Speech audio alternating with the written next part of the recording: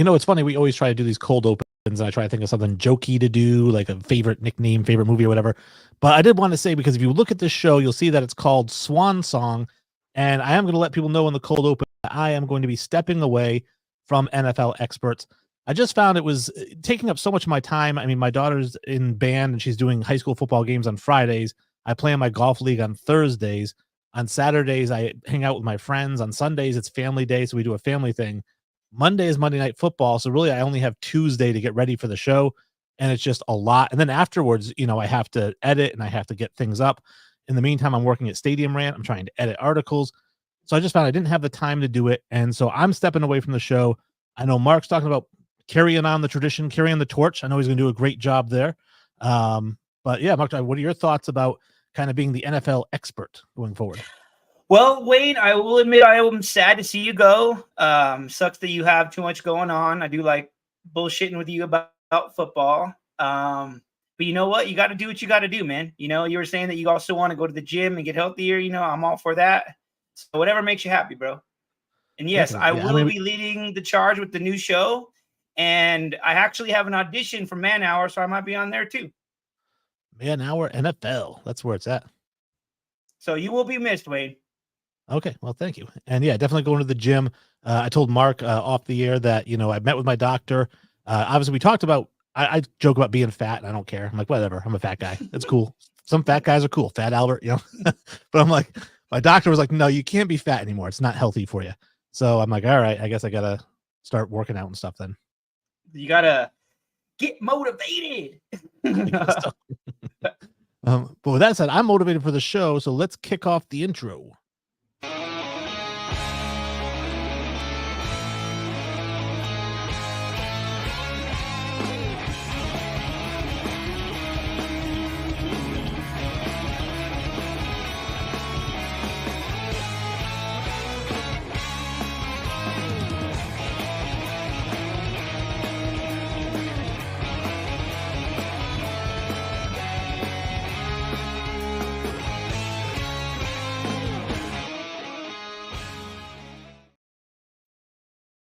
What's up, everybody? We are the NFL experts. For the last time, I am Mark D, and always joined by my guy, Wayne G. What's up, man?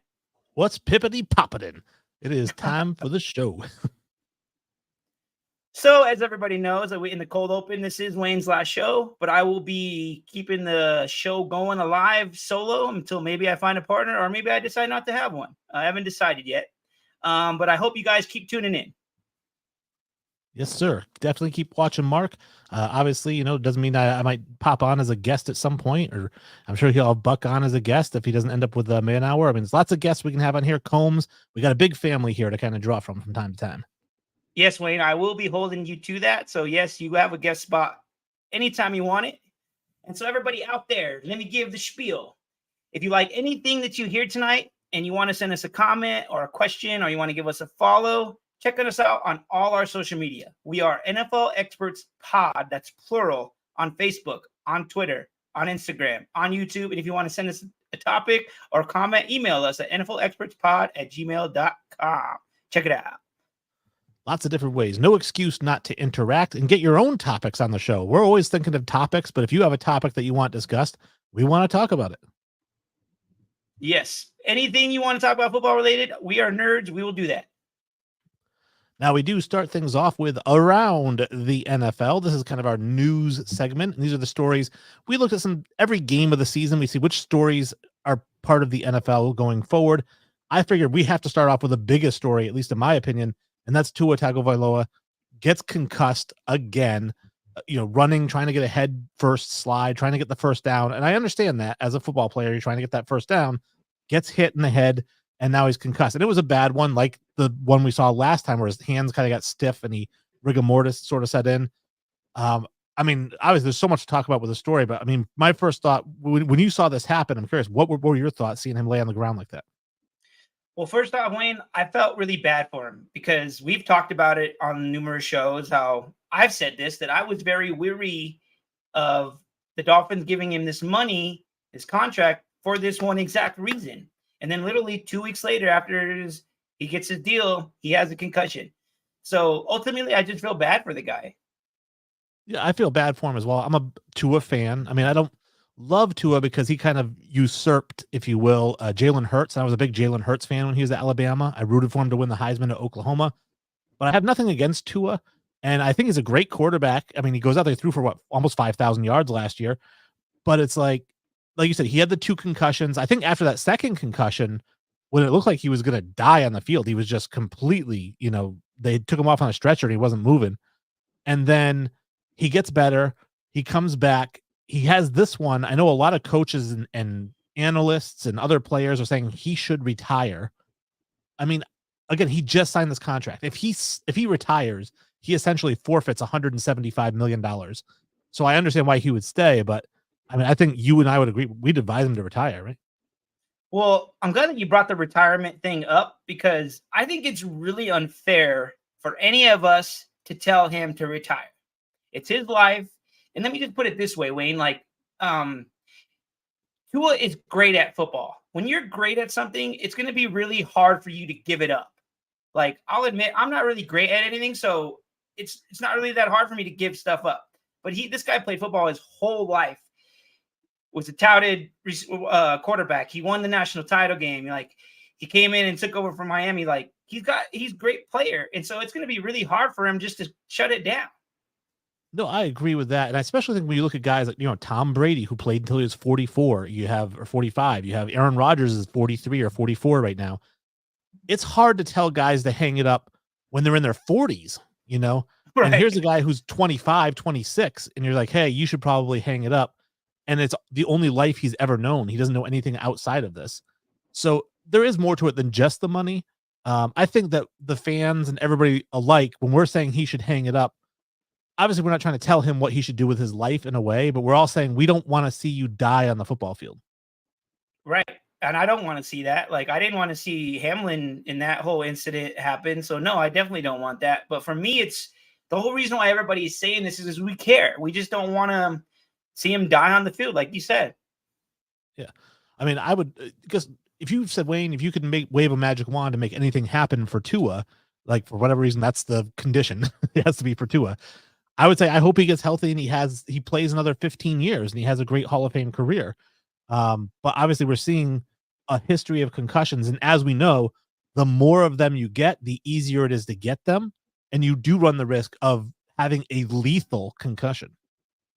Yeah, I think that's what I'm most afraid of. Like you were talking about the fencing thing. I can't see that again, man. So I'm not sure what he plans on doing. He's come out and said that he doesn't plan on retiring, but they have put him on IR, so that means he can't play for at least 4 weeks. I know you remember last year, Wayne. Remember after that last incident, he didn't play for the rest of the year. And I forget how many games there was left, but they shut him down. And I feel like they're going to do the same thing now. Like, I think this first 4 games on IR is just the initial thing that they're going to do. He's probably going to go to a neurologist. He's going to get checked out, see what they tell him, but he's going to want to come back to play. I just know it. Yeah. And I think it's just to me, it's the frustration too of people not having a long-term view on life, right? I mean, none of us do. We all live in the moment. We're all living for right now. We don't think ahead of time. You think about, why do people smoke, right? You know it's going to kill you. You know you're going to die from smoking, and yet you keep smoking. And then what happens is they get cancer. They end up hooking up to a machine. They're on chemotherapy, and they're like, I'm so sad. Please, everyone be sad for me. Like, dude, we told you for the last 20 years to stop smoking. And now you got guys like this, these multiple concussions. They're going to have dementia when they're 38 years old. They're not going to remember their name. They're not going to know their families, But right now at 26, it's like, yeah, I'm not thinking about that. I'm 26 right now. Well, then I can't feel bad for you when you're 38 and you don't know what your name is. And see, I'm wondering what is his motivation to stay playing? Is it that he can't give up the love of the game? It's like is it money? Because he's made a ton of money already. So it's like, what does he have left to prove? I do think there's some element of the money involved. I mean, obviously he got a $42 million signing bonus. So that's his no matter what. He doesn't have to give it back. So if he did retire, he got to keep that. But there's 175 million still on the table. That's a lot of money still on the table, And I think that's part of it. But I also think, like you had mentioned, that this is his life. He's been since Pee Wee football. This is all he's ever been as a football player. And then when he was in high school, he wasn't Tua Tagovailoa, the student. He was the football player. He went to college star and he was the QB. king of Yep. the campus.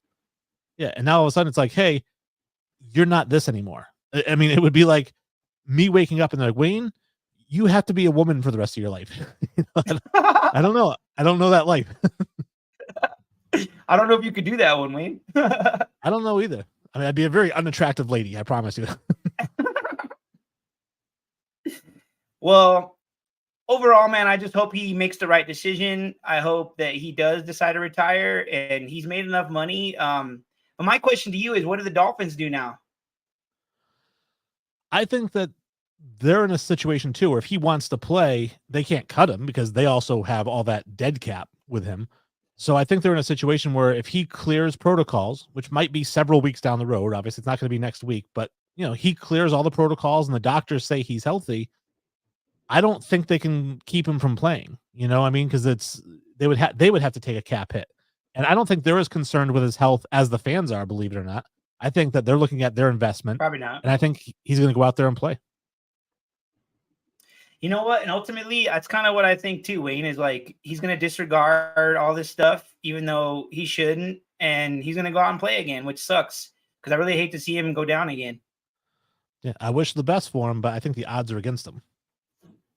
Agreed. And speaking of injuries, the Kansas City Chiefs, Isaiah Pacheco breaks his fibula. I did see a report today. I don't know how legit it is that he might miss the rest of the season. Somebody had said, depending on if he needs surgery or whatever. Obviously, this is a huge loss for them, I'm thinking, because, their receivers are still questionable. Kelsey has not had a great start to the season. Mahomes hasn't had a great start to the season. And now it's like their running back situation. They're going to bring back Kareem Hunt. That's how sad this is. But let's start with the Pacheco situation. Is like, I think he's such an intricate part of their offense in the sense that, he's a guy who's going to get 5 or 6 yards a carry. Like, he runs hard and he gets those yards. You have to respect him in the box. So I think without him, I don't care if you bring back Kareem Hunt, he's not going to do anything. I think this is going to make life that much harder for Patrick Mahomes. Oh, definitely. I'm glad that you mentioned all that because I think he was a key part of their offense. He kind of kept the drives going when Patrick doesn't need to throw it all the time. Like, he's a key piece of that offense. And if you don't have somebody helping move those chains, and like you said, all his receivers aren't really proven yet, Kansas City's going to struggle. But I just feel like Andy Reid, he'll find some way to make it work. He will. I mean, Andy Reid's a great coach, and Patrick Mahomes, I think we've talked about it a million times, is that he's the greatest quarterback we've ever really seen in terms of what he can do. He can make anything work. It's just obviously he's already had a tough season last year. His season's off to a rough start again this year, and now you're taking away his running game. So now teams know he has to go out there and throw the ball 40 times. It's going to be really, really tough for him. And you know what, Wayne? I don't feel bad for them, and I'm okay with this. I'm sorry. You don't have a run game, Mahomes. I'm so sorry, Patrick. I do not care. Wah, wah. Just like with the Tua thing, Patrick, we're not wishing any injury on you, but Mark is wishing 50 interceptions on you. So yes, I am, especially against my Broncos. I know we do have some comments in there. We're going to get to them in the fan feedback section, so keep them coming. Some people want us to talk about Bryce Young. Oh, believe me, we're going to talk about Bryce Young. So before I move on from this topic, I want to get your thoughts on Kareem Hunt. Obviously, I saw him coming back, and he knows the offense. He knows Andy Reid, obviously. But to me, he's kind of like a receiving back or a scat back, and you're bringing him in for a guy who was a power back runner, and that is not Kareem Hunt. He's not a power running back. I feel like it's, like, isn't that kind of a waste? Like, you're bringing in a guy to replace another guy, but you do something completely different than that guy. Well, Wayne, honestly, they really don't have a lot of options, So most guys are signed. Like, whatever guy you're going to get off the street ain't going to be up to par. So they figure, hey, we'll get Hunt, who knows our offense. And when he was there before he left, he was really good for them. Granted, he went to Cleveland, but Cleveland does what Cleveland does and wastes talent. So, of course, he wasn't going to do good there. So I kind of feel like maybe he might have a resurgence back in Kansas City. Maybe. We'll see. I mean, you're hoping not, right? No. Now, this topic I'm actually really interested in talking about, and that is Malik Willis filling in for Jordan Love, gets his first win, his first win for Green Bay in relief of Jordan Love, 16-10 over the Colts. He goes 12 of 14, 122 yards. 1 touchdown, no interceptions, kind of playing the game manager role. And I'll tell you why I love this, and then I'll get your thoughts on him as well. Going into that draft, we do the draft breakdown every year. It was me and Sully. We would do this and I said Malik Willis is going to be the number 1 pick in the draft. At worst, he'll be top 5 because I had never seen anybody in college with that kind of arm and that kind of speed. I was like, this guy is unbelievable. And then he went in the 3rd round to Memphis, and I thought the Patriots could have had him instead of Bailey Zappi, but I was always rooting for Malik Willis, and I'm happy to see him get this win. Well, for me, like you said, he was in the game manager role. Like my one point that I took away from this game was he just made no mistakes. He played mistake-free football. And for a good team like the Packers, that's all they needed him to do because they have such good talent. All he has to do is make sure he gets into the playmakers' hands, and they'll do the rest. And that's pretty much what happened. And also, Josh Jacobs had a day. He had 32 carries for 150 yards. That's going to help out any quarterback. Absolutely. I think they're going to lean on Jacobs a lot, make him earn that money that they gave him. We are going to talk about running backs and their contracts in a little bit. But I do think that obviously, he's going to need that. And I do root for the guy. And I read a story. Again, this is another story. I can't confirm the validity of it. But the story was that I guess when he went to the combine, Malik Willis, that he went there, he participated. And when you go to the combine, they give you like a swag bag of like, T-shirts and sweatshirts and hoodies and all kinds of stuff to wear with your number, like whatever number they give you, QB 106 or whatever on it. And so they give you this big bag of clothing and stuff. And after the combine was over, he went around the streets of Indianapolis and handed out the clothes to homeless people. And nobody knew about it. I guess somebody videotaped it on their cell phone and released it this year. But this is like 2-3 years ago. He did all this. I thought, man, that's what we need is like people like that. And see, you talk so highly of him. How come he dropped to the 3rd round? Is it why? I can't explain it for the life of me. I mean, because Pickett went in the 1st round. I mean, why did Pickett go ahead of him? I don't understand. The guy's the guy who runs a 4.40. Yeah, he was Bazooka Joe 1.0, so he was Bazooka Joe before Bazooka Joe. I mean, just absolute cannon. It could have to do with the fact that he went to a small school. So he started his career at Auburn, but then he transferred to Liberty. And Liberty's kind of got an up-and-coming program, but he's to blame for that because he went there and made them what they were. But yeah, I have no idea why he fell so much. Maybe he interviewed poorly. I don't know what his Wonderlic was. Maybe it was a bad Wonderlic. One thing I think about, Wayne, is how did the Packers get lucky again with another goddamn quarterback? They have like the best luck with fucking quarterbacks. I can't stand it. They really do. And I think that people couldn't stand it, especially if you're anti-Green Bay, couldn't stand it when Jordan Love turned out to be what looks like he's going to be. But then when he gets hurt, you're like, all right, finally they're going to take their lumps. Like, no, this guy's just going to come in and win the game. That's what I mean. I'm like, how do they get so lucky every time, man? Well, speaking of the Green Bay Packers and first wins, Aaron Rodgers gets his first career win as a New York Jet, 24-17 over the Titans. Yeah. He goes 18 of 30, which is 60% for 176, 2 touchdowns, no interceptions. I mean, he has a decent game, and the Jets win, but let's be real. It was against the Titans. The only team worse is the Giants. So, I mean, not really much, but he got his first win. This is what I'm going to say. I agree with you. I don't think Aaron Rodgers did that much. He did enough for them to win, but I think a huge part of the reason why they won is because Will Levis played absolutely terrible. He threw 2 picks. I don't even know where he was going with the ball most of the time. I think this guy has totally regressed from last year. I don't know how that happens, but I feel like he's regressing. And then a big part of the reason why the Jets won is their run game. Brees Hall had a touchdown, and Wayne, your guy, Braylon Allen, had 2 touchdowns. He's killing it right now. Love Braylon Allen. Obviously, the guy is just a bruiser when he comes through the line. He's 6'4", like 240 pounds. He's a monster. But yeah, and I loved him. Obviously at Wisconsin, he was my number 1 guy, my number 1 running back. Brees Hall's amazing. I can see why. I mean, when he's healthy, Brees Hall's very tough because in both sides, passing and running. I don't know. I look at Aaron Rodgers, and obviously, yeah, he gets his first win. I said earlier in the season, the Jets are going to jet. They're just not a very good team. And I don't know. I looked at Aaron Rodgers the last year he was healthy before last year. So his last year in Green Bay, he didn't impress. I wasn't impressed with him. And so I think he's on the decline. This has got to be his swan song, right? I mean, he can't go on past this year, can he?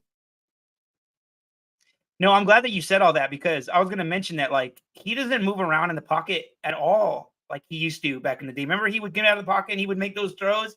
He doesn't do that now. He's like a statue, and I don't know if that's because of the Achilles or just because he's older now. But yeah, he don't move. Yeah, definitely a combination. He needs some more ayahuasca there, bring it out in the field so he can Too bad that relax. doesn't help him with his ligaments, huh, Wayne? It's too bad. It's definitely doing wonders for his brain. He's a really smart guy. The Buccaneers, they lose to the Lions lost to the Bucks 20-16. My question, and we talked about it a little bit before the show, but the play calling, Dan Campbell calls 57 pass plays to 27 run plays. Jahmyr Gibbs had 13 carries for 84 yards. He was averaging 6-7 yards a carry. Montgomery had 11 for 35 and a touchdown, but Goff throws 55 passes, which results in 2 interceptions. And I think we've talked about this a number of times. The more you throw the ball, the more interceptions you're going to throw. It's just a bad formula.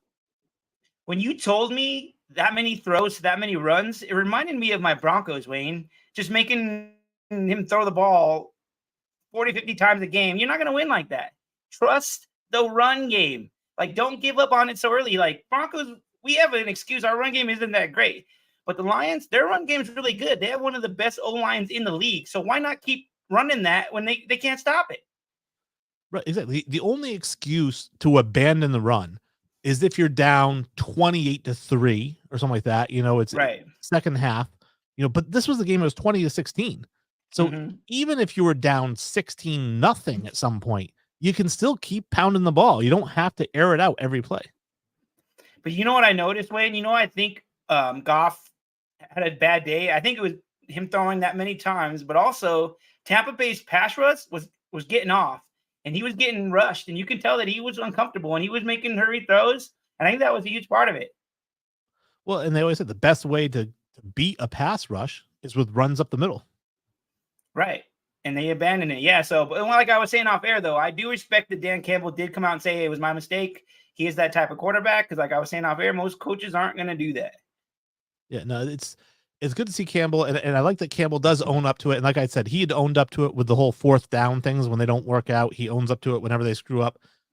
I like Dan Campbell as a coach. You know what I mean? It's easy to say, hey, you know what? I appreciate at least he came out and said, it was my fault, because he's likable. But somebody like Eberflus, if he comes out and says, oh, this was my fault, everyone's like, yeah, screw you, it is. I bet it is. I'm glad you brought him up because that guy should be fired. Yeah, same division, totally different results. Now, you had asked about resurgence, right? We have this resurgence of Sam Darnold, Baker Mayfield, Derek Carr in the last year or year plus. I'll start with a guy who I think only one of these guys has had a resurgence, and that's Baker Mayfield. Last year, 64.3%, 4,000 yards, 28 touchdowns. This year, he's 73.5%, averaging 237 yards a game, 5 touchdowns to 1 interception. I mean, Baker's on fire. I couldn't be happier for the guy. Obviously, he got a bad deal in Cleveland. So I'm happy for Baker, but definitely since going to Tampa, I'd really think since going to LA, because he had a good fill-in for Stafford in LA. But really kind of going to the NFC, I think has just been a godsend for him. Well, for me, I would agree with you, Wayne. I think Mayfield, out of the three, has had the biggest resurgence. And like you said, him going to Tampa, I think, was just a match made in heaven. He's got great receivers, good run game, good defense. He's been killing it the last 2 weeks. And like this, I'm a Baker fan. I like guys that have a lot to prove. And he's one of those guys, like you said, he got a bad deal in Cleveland. And I think about that now that you bring that up. It's like, would they want Baker now instead of Deshaun? I think they might take that deal now, and I don't think they would want Deshaun now. But the reason why I brought up Darnold and Carr is because these are kind of surprises. They're not necessarily having the resurgence yet, but they're on the beginning of it, and they're kind of shocking me right now.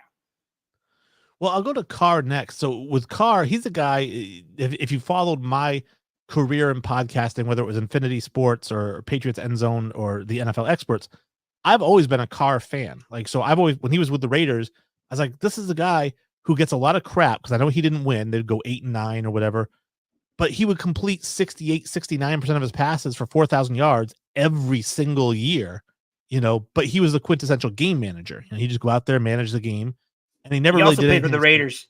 And he played for the Raiders, and they just suck. But I was always pumping up Derek Carr. Anytime somebody tried to badmouth Derek Carr, I was like, nope, this guy is legit. I would take him on the Patriots in a heartbeat. So now he goes to New Orleans. I'm glad to see him go somewhere where he's appreciated, because obviously McDaniels didn't appreciate him there in Oakland. And now he's he wanted Jimmy G for whatever reason for $20 million a year. And now Derek Carr is doing well in New Orleans. But really, I was looking at his stats for this season. 76.9%. Again, we're two games into the season. 5 touchdowns to an interception, 221 yards a game.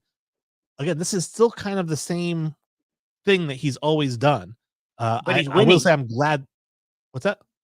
But he's winning. He's winning. He right. wasn't So really winning before. I will say I'm happy that he's getting recognized for his what he does. And I'm glad that you brought up that he was cast off. All 3 of these guys, Wayne, were cast offs. Everybody thought they were busts, but I think that they went into bad spots. Like, you can't help where you get drafted. So Carr went to the Raiders. They're a fucking tire fire. Darnold went to the Jets. They're even worse than the Raiders. And then Mayfield goes to Cleveland. He had the best shot of the 3, and then they cast him off for some sexual offender, if I can say that. Sure, you can say whatever you want. So yeah, these guys all got cast off, and then now they're at places where they're appreciated. And when you're at a place and you're appreciated, you're going to play better. You will, and so that brings me to Darnold, who obviously he's way outperforming expectations in terms of being 2-0. But I'm like, you beat the 49ers, and that's great, because obviously you weren't expected to win that game at all. But the other win is against the Giants, which they're 0-17. I already called it. They're going to be 0-17 this year. So that's not really a big accomplishment. And Darnold, to me, it's like his whole career has been like flashes of promise that never panned out. So I want to see where he's at 6 games into the season or 8 games into the season. I'm good for him. He's got two good games, but I don't want to call it a resurgence until he's like 7-1 or something like that.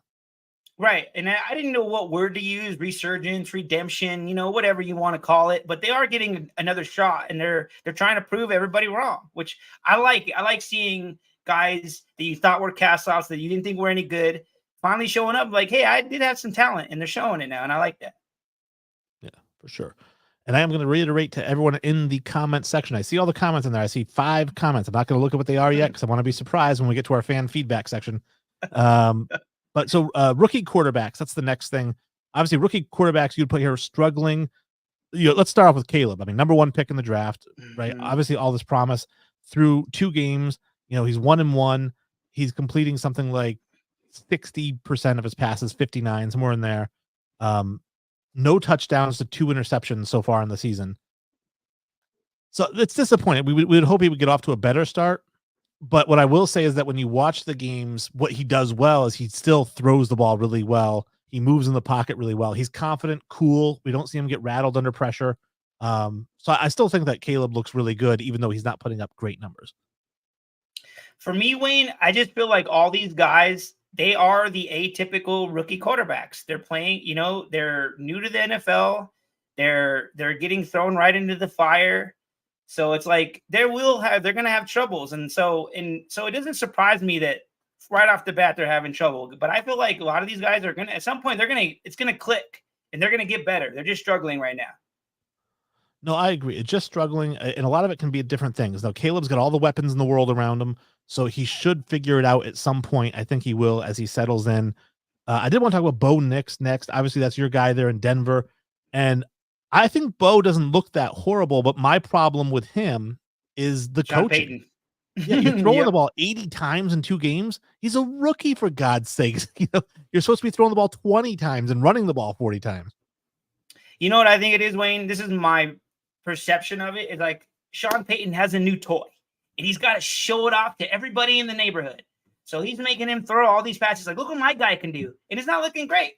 So that's kind of like the perception I got. But the one thing that really bugs me is, I don't know if you've watched any of our games, Wayne, but the play calling looks like a very old style of offense. There's no motion. There's no college schemes that like the run, pass, shoot thing that a lot of teams are using now. He doesn't use that. Like, he's got an old way of play calling, and I think that's what needs to change.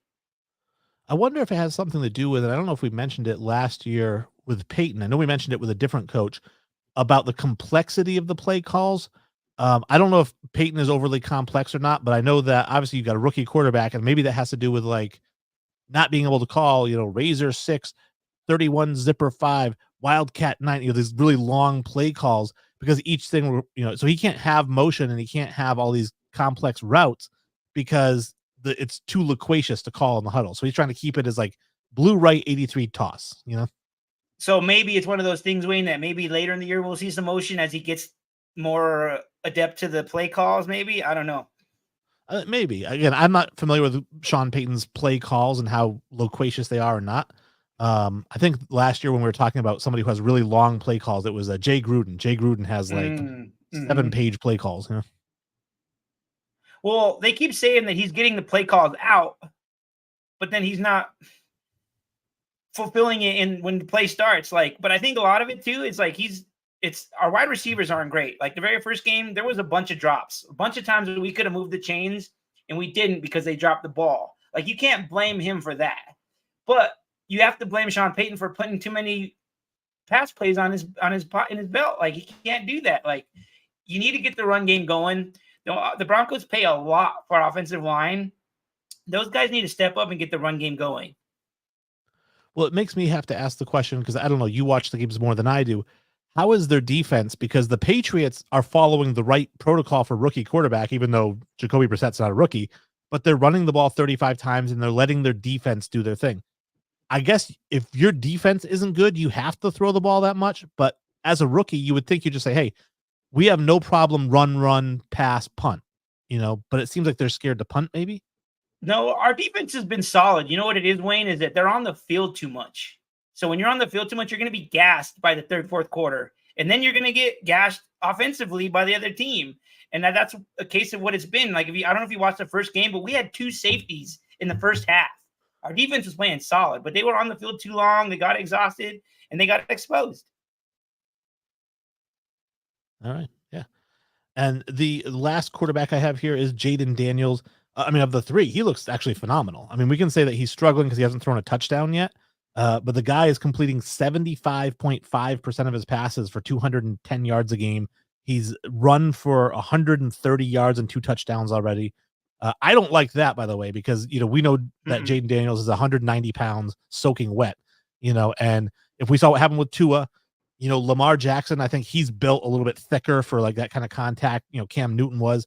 This guy is not built to carry the ball 16 times. Like he should not be doing that. So I hope these aren't designed runs. I have to admit, I haven't seen the Washington games. Hopefully these are just kind of the play breaks down and he's running. But if these are designed runs because he's fast, then that coaching staff should be kicked out of there.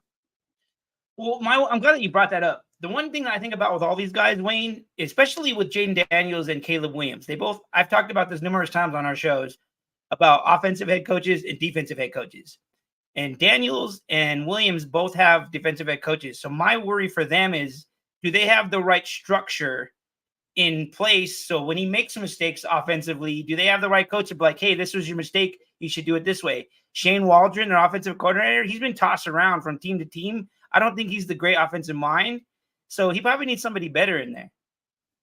Yeah, I think that they need good offensive coordinators and hopefully head coaches too that can let their offensive coordinators do their thing. I think that's the other thing that gets mixed here is like a lot of these head coaches, not only they're defensive head coaches, but when they get to be head coaches after being defensive coordinators, they still want their hands on the offense because now they're the head guy in charge, so they want their hands on everything. I think one of the things that made Bill Belichick such a great head coach as he came over as a defensive coordinator is he didn't want anything to do with the offense. He's like, I hired an offensive coordinator. They call the plays. I'm out of it. Maybe that's what you really should do. Maybe he should just take his hands off the offense and let Waldron do his thing. Maybe that's the problem. Maybe he's holding him back from letting him really teach Caleb. I don't know. Yeah, it could be. Yeah. Maybe he's like, I know what I'm doing, but no, you don't. Everyone's been calling for you to be fired for the last 3 years. You don't know what you're doing. And us on this show, we've said it numerous times. Eberflus should be fucking fired. Now, obviously, we get to one of our fun sections. I did rename it last week, but I'll buy that for $1. I changed it to buy or sell just to make it less confusing because I think there were times we were trying to pitch it and I'm like, I don't know, do you buy that for $1? So I didn't Yeah, just just buy or keep it to sell as buy easily. and sell for all the simple folks out there, Wayne. Uh, and the first buy and sell I got to throw out there is one that is close, near and dear to my heart. Christian McCaffrey signs a huge contract extension, gets hurt. This is the second time that he signed a huge contract extension and gotten hurt. Yep. And Jordan Mason comes in, and we're talking about an undrafted, rookie free agent. Georgia He's not Tech. a rookie now. Yeah, Georgia Tech comes in, 28 carries for 147 yards and a touchdown, 20 carries for 100 yards and a touchdown. And this goes to my philosophy. This guy was undrafted. Christian McCaffrey was a first-round pick, and he got these huge contract extensions. My two rules when it comes to running backs: one, do not draft them in round one because you can get somebody in the third round, fifth round, or undrafted. Two, if you do draft a running back wherever, if they run for 2,000 yards for 4 straight years, let them go. Do not sign running backs to an extension, at least not a big extension. So those are my two rules. Are you buying or selling the Wayne G running back rules? You know what, Wayne? I am buying your running back rules, but I want to make this one statement. Before Shanahan and the Niners got McCaffrey, they were the type of offense that they just plug and play whatever running back, and those guys usually would do all right because their run scheme is so good. But then they decided to get Christian McCaffrey, this high name, this highly touted running back, and they pay him all this money. It's like, what happened to the old Shanahan scheme? I don't know if you remember this, Wayne, but back in the day, my Broncos, they churned out running backs like it was nothing, like because our run game was so awesome. We had guys like Tatum and Mike Anderson and Delta O'Neal and Clinton Portis. All these guys had huge years on our offensive line. Like the 49ers need to go back to that and plug and play guys and not pay this big name guy. No, you should never, never, never pay ultimate money. And here's the thing: is like I thought I would look bad for this 2 weeks into the season with the Philadelphia Eagles because Saquon Barkley has played really well so far, and he's the guy who I agreed with the Giants not giving him money, even though we saw in the Hard Knocks they wanted to give him the money. But I was like, I wouldn't give him the money. I'd say, hey, have a good time, peace out. If I can trade you for a 5th round pick, I'll do that. But if I can't, let you walk, because you can draft another guy in the 3rd or 4th round, and he may not be great year one, but you can get production out of him. I mean, Mason was a 2022 undrafted free agent, so it's taken him a couple years to get to this point. But that's my point. Like, you don't need to pay these guys $15 million a year because you're going to end up with the Christian McCaffrey treatment, which is he signed a huge contract extension with Carolina, then played 7 games in 2 years. He goes to the 49ers, has a great offensive player of the year last year. They give him a huge contract, injured. And I think I had predicted before the season started, Saquon Barkley is going to blow out his knee at some point this season, early in the season. Oh, I don't root for it to happen. I'm not rooting for it to happen, but it's just that's what happens. Wow, I wouldn't wish that upon him. I hope that doesn't happen. But I agree with you. You don't pay these high name guys because eventually they're going to, what's the word? They're going to decline, and they're not going to be that same guy that they were. So I agree with you on that. But I also, Wayne, I think wide receivers are kind of coming up in that same category too, is that they're giving all these guys all this money and they can just go get another guy in the draft, just like running backs. I 100% agree with you on that because I've had this conversation about wide receivers. I'm not going to say like they're overpaid or they don't deserve the 40 million because I'm not that guy. Listen, go out and get whatever you can get. I'm just saying if I'm the owner of the team, if I'm the GM of the team, why am I going to give you 40 when I can draft a guy and give him 5 and get the same production? Like if I was the Niners, there's no way I'm giving Ayuk that money. I'm just waiting until next year's draft and drafting a guy. I would have let him walk. Yeah, he was a 2nd round pick. You can go get another 2nd round pick. Exactly. So I feel like wide receivers are coming up right behind the running backs now with that same thing. Oh yes, definitely. I don't disagree with drafting receiver in round 1 though. Like guys like Marvin Harrison Jr., I say go and get those guys. But running backs don't take him in round 1. I don't care who. I don't care if it's Barry Sanders. I don't care if it's Bo Jackson. Who it would break my heart not to take him. Don't take running backs in round 1 because you can find somebody in round 4 who, even if he's not as good, what does that mean? He's going to get 100 less yards. Okay, it's worth it for the money you're saving. But to a certain degree, Wayne, you are right. And a lot of NFL guys, like there wasn't one single running back drafted in the 1st round this year. So a lot of them are listening to you. I hope so. I hope that was the reason it wasn't just a bad running back class. Now, The next buy or sell I have here, it has to deal with Bryce Young. We teased it a little bit earlier. Obviously, Bryce Young had a horrible year last year, 59.8% completion, 2,800 yards, 11 touchdowns to 10 interceptions. And then this year, he starts off the year 55.4% completion, 245 yards, and that's over 2 games, so 120 yards a game, 0 touchdowns, 3 interceptions. He gets benched for Andy Dalton. Now, The before red we get to the buy rifle. or sell portion of this, because do you think this was the right call? If you're in charge over there, you're the head coach of Carolina, is benching him for Dalton the right move? No, not at all. I have two scenarios of why this happened, Wayne. You know how I feel about David Tepper. I think this was his decision. I think he's such an impatient asshole that he couldn't wait. He was like, I want to win now. They're not in this position to win now. They don't have the players. So this is like the perfect time for Bryce Young to learn and learn from his mistakes. He only had 1 year and their team was terrible. Like they finally got some pieces to help him. Granted, it's not a lot, but I feel like he will get better if he gets more of a chance. And I think David Tepper was like, nope, get him out. The other scenario is Dave Canales, their new coach. He came out and said, Bryce is our guy. And he's the guy that he kind of resurrected Baker's career in Tampa. And he also kind of resurrected Geno Smith's career in Seattle. So he's kind of a quarterback whisperer. So my theory is my second scenario theory is that even he couldn't fix Bryce Young, and he's the one that made this decision. Yeah, so I disagree with the decision because I do think that Bryce Young is in his second year. Your rookie year, you're expected to struggle. Your second year is different if you have the weapons, but like you said, he doesn't have the weapons to go to. All of their money on their payroll is on the defensive side of the ball, and their defense isn't even that great, but that's where the money is. And so really you should be having him be a game manager, and that's what he's great at, by the way. He's a great game manager. He's just not a great playmaker. So if you're looking for him to be Patrick Mahomes, that's not the kind of quarterback he is. You know, Josh Allen, he's not that kind of quarterback. But what he is he could be like a Brock Purdy or a guy who just goes out there, hits the check downs, hits the short receiving route. He's very accurate, you know, but you just can't expect him to go out there and sling the ball 40 yards on every pass play. He's going to throw 3 interceptions to 0 touchdown.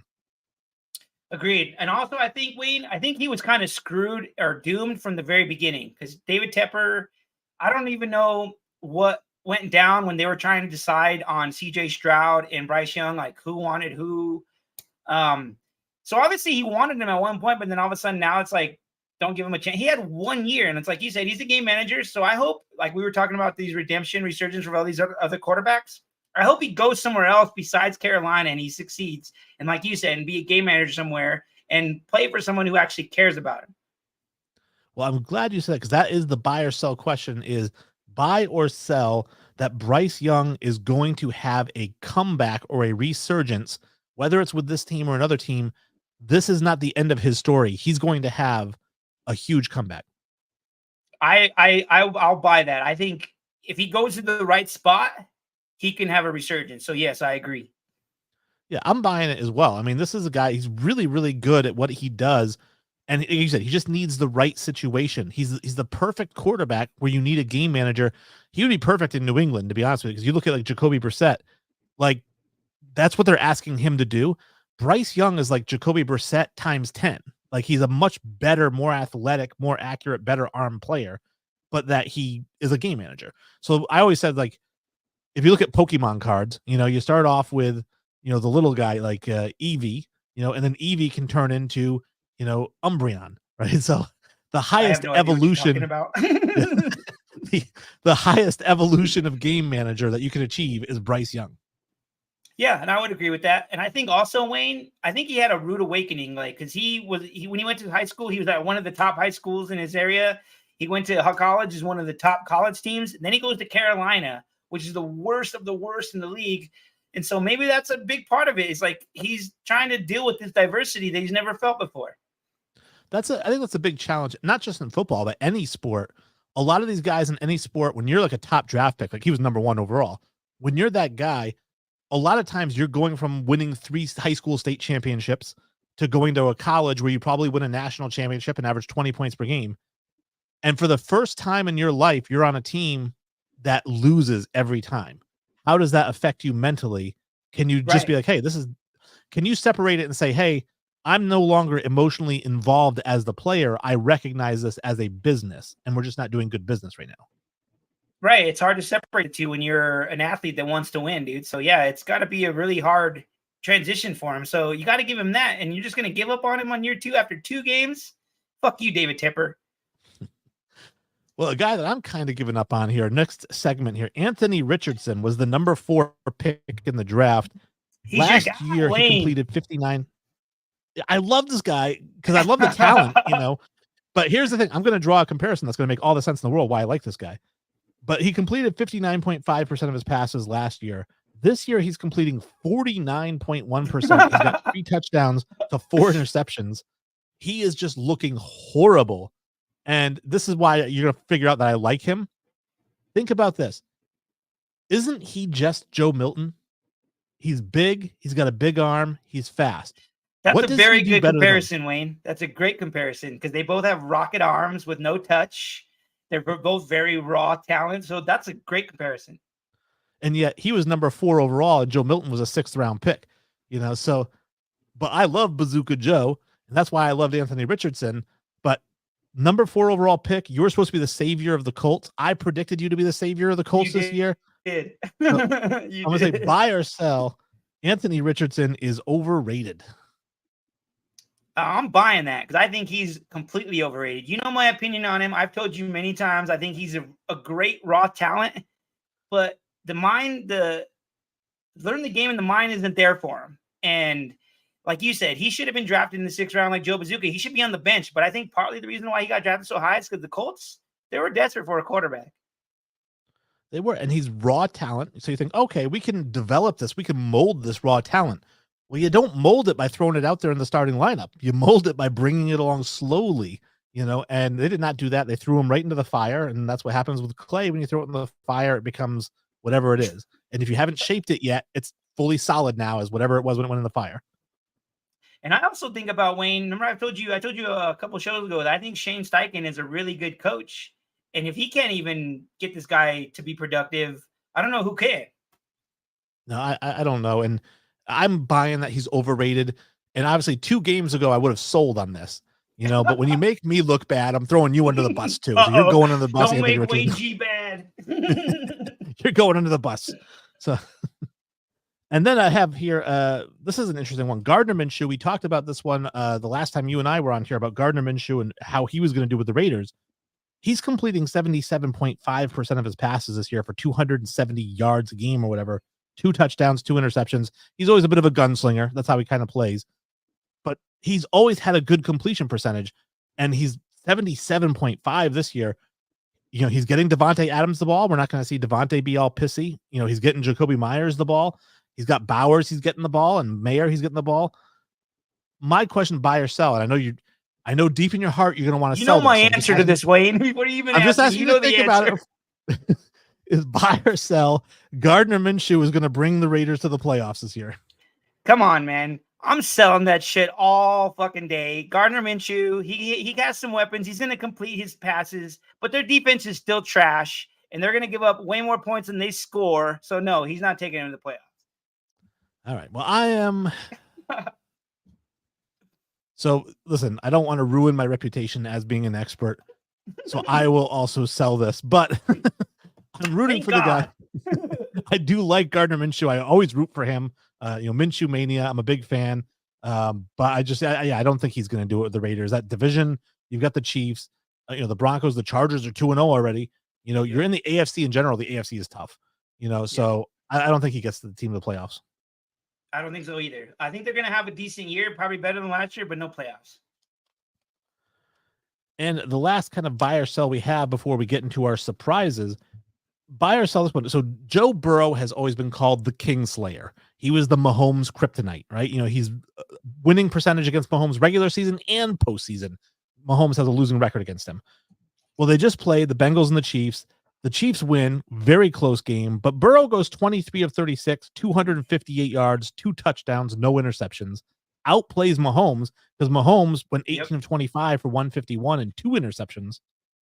So my question is, even with this loss to the Chiefs, buy or sell that Joe Burrow is still the Kingslayer? This is another one you're going to know my answer for, Wade. Yes, he is still the Kingslayer because he is the only quarterback in this league that has done anything like that against Mahomes. He had better stats than Mahomes. What other quarterback has had better stats than Mahomes? Like none, zero. And so, like you said, they were winning most of the game. It was one of those things where they were winning, they had the game locked, and then they gave up the ball the last little minute, and Mahomes does what Mahomes does and found a way to win, even though they didn't play great most of the whole game. See, I'm going to sell because I don't think that he is the Kingslayer. I never thought he was the Kingslayer. I thought his team got lucky a few times. I think that Mahomes is the real deal. He's the king, and you can't slay him. And I thought this game kind of showed that no matter how bad he plays, like Tom Brady, like, you know, if you gave the Patriots the ball with 2 minutes left, you knew the game was he was going to win the game. And Mahomes is the same way. When Burrow does that, when Burrow can figure out a way to get the lead and not leave any time in the clock, or he can show that he can come back from those deficits, maybe I'll agree with that. But for right now, I'm thinking Mahomes is unslayable. You're right, because he didn't win this game. So that was the big thing. Like you said, he always finds a way to win. And I'll agree with you. Mahomes is like Brady in that sense. So as of now, yeah, but let's see what happens in the playoffs because we know we're going to see them play each other in the playoffs. Wouldn't that be great? Well, who do you want to see play each other first? Kansas City, Buffalo, or Kansas City, Cincinnati? Or Cincinnati, Buffalo? I want to see both, but if I have to pick one first, I'm going to go Bills, Chiefs, and then Bengals, Chiefs. Okay. All right. Because I do think that the Allen Mahomes is kind of like the Manning Brady of our generation. And speaking of Allen, dude, I think I'm going to just say this because it's a joke that I heard on my shows. For Septem VP, Josh Allen is the Septem VP. Okay. I've never heard that. That is a good term, though. So Tony Romo used to be the Decem least MVP. Yeah. All right. So you asked me this question. You said most surprising 2-0 team, most surprising 0-2 team. I told you mine before the show at the 0-2. I went with the Baltimore Ravens. I picked them to win the Super Bowl and Lamar Jackson to hoist the trophy for the first time. And they started off 0-2. They lost to the Raiders in the week one. I'm completely stunned that the Ravens, with that defense, they revamped the defense that was already a top 5 defense, and they got more pieces to it. And they started off 0-2. I'm stunned. And Derrick Henry, you know? So, yeah, you know, so my Wayne, I'm going to go with the Vikings. They have really surprised me. Like we talked about Darnold earlier. I didn't think Darnold was going to play this well for them. But this just makes me feel more and more like Kevin O'Connell is a really good coach. And the Broncos actually almost hired him. So to a certain degree, I'm kind of mad that we didn't. Because look what he's doing with Darnold. Look what he did with J.J. McCarthy in his little short time that he was there before he got hurt. And with Josh Dobbs, like the guy knows what to do when it comes to quarterbacks. So that was my biggest 2-0 team. Well, I hate agreeing with you, but that was also my biggest 2-0 team. It was the Vikings. I was looking through it. Initially, I thought the Chargers, you know, because I'm very surprised that they're 2-0. But when I got to the Vikings, I'm like, oh no, that was the team I expected to go like 4-13. You know, and they're already 2-0. So they're already halfway to the wins, and there's still 15 games to go. So I'm stunned with the Vikings. Right. Okay. So my 0-2 team, I'm going with the Rams. I know you said the Ravens, which I would agree with, but like when we're doing our predictions, Rain, remember I think the Rams were going to be good this year. So they kind of shocked me that they're going 0-2 right away. But I think a huge part of it is they've had tons of injuries. No Puka, Cooper Kupp is hurt. Their offensive, they're both their tackles are hurt. So they're really hurting right now. So I feel like they might be better if they had their guys. Well, I mentioned how McCaffrey is the poster boy for why you don't pay a running back. And could Cooper Kupp be the reason that you don't pay a receiver? Because ever since he signed that big contract, he's always hurt. You seriously almost made me spit out my drink, Wayne. But yes, I would agree with you on that one for sure. So those are our most surprising. Now let's get into some fan feedback. I see the number up there, 8 comments, and that includes I think one that I've already seen. Let's bring up some of these comments here. So Jim Powell, we started off the show. Let's see, start at the top. So he'd mentioned Bryce Young, and like I said, you know, we're going to talk about it, and we did. He also says the Chargers have a 300-pound fullback. I heard put Hunt behind one of them. Which Hunt? Do you mean the Chiefs? Chiefs have a He's 300 pound. probably saying that that Hunt should have a fullback to help him. Yeah, they definitely should have. I mean, because he's like 5'8" or something like that. He's a little guy. Jim then says the Jets were considered Super Bowl contenders when Rodgers went there. Now they are the Panthers of the AFC. Jim, the Jets They're are going better to than jet, the man. Panthers. Yeah. Well, the Jets Come are on, going to man. jet. I never bought into them being Super Bowl contenders. Not Me when neither. Rodgers went there. I think I still had them. I predicted them to go like 7-9 or something like that. 7-10 his first year there. Yep. But he will win the comeback player of the year, like you said. But you know why they were called Super Bowl contenders when he went there? Because non-experts were making those predictions. You got to listen to the experts. For sure. He then says, how do you beat Dan Campbell since he cut a Lions promo with Hulk Hogan?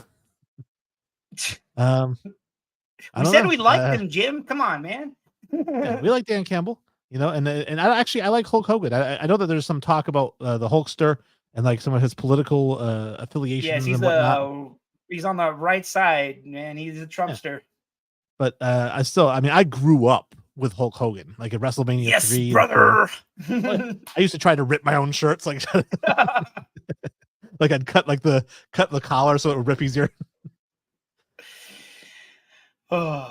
Let's see. We got here. What Jim also says, nobody wants to talk about having Carr back on the Raiders with the D we have now. We couldn't put up 35 and let the others score 36 and expect to win. See, an actual Raider fan agrees with what I said. Their defense is shit, and their defense is gonna let them score way more than their offense will. Well, again, that means good stats for Gardner Minshew. So if you are a fantasy football player, Gardner Minshew is a guy who's going to put up a lot of numbers because he's always going to be playing from behind against prevent defenses. Weapons. For sure.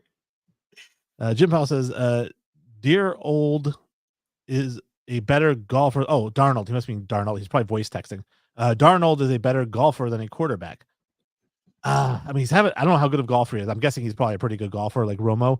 But I don't know. He's doing pretty good this year. He's 2-0. So I mean, maybe I just don't think playing less golf. Maybe that's what it is. So Kyler Murray is playing less Call of Duty, and Sam Darnold is playing less golf. Yep, and it's helping him. Hey, who knew? He then says, Bo Nix is no Gardner Minshew. I don't know if that's a good thing or a bad thing. All right, Jim. 2 games for Bo. Bad play calling. Come on, man. And then we have buying all damn day. Defense is trash. Tell me you don't know the Raiders without telling me. Oh, this is about the this is Gardner Minshew. The defense is trash. Their only good player is Max Crosby, man. That's it.